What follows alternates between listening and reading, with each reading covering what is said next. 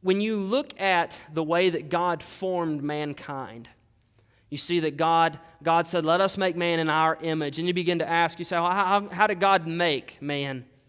Did God speak man into existence? What you see when you continue to read Genesis, in Genesis chapter 2, there's a brand new word introduced to you.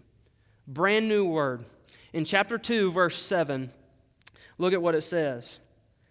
Then the Lord God, that's the first time you've seen that. Lord there is Yahweh.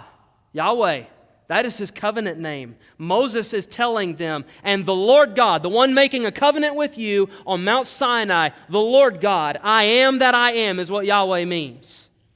And the Lord God, Yahweh Elohim, formed the man from the dust of the ground and breathed into his nostrils the breath of life. You see what's missing there? There's no spoken word of command. And the Lord God, Yahweh Elohim, He formed man of what? Of the dust of the ground. Formed is a unique verb that is just now introduced into the Genesis narrative. Formed is the verb yatsar. Yatsar. It has a completely different meaning than the other two words that are used for create and then one for manufacture.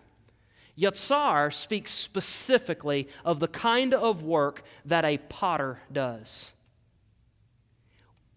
So you see the picture? You see what Moses is telling them? That the Lord God, Yahweh Elohim, He created you, male and female.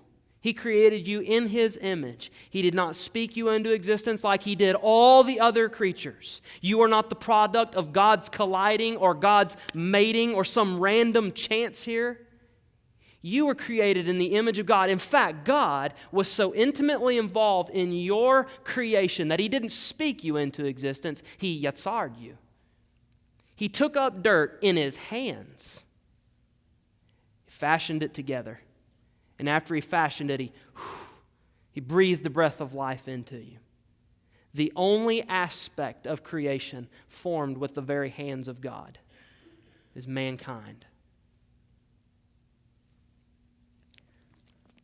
Doesn't that make you feel special? Doesn't that make you feel valuable? You are the only beings on the earth, you and all of our kind, we are the only beings on earth that were formed with the very hands of Jesus.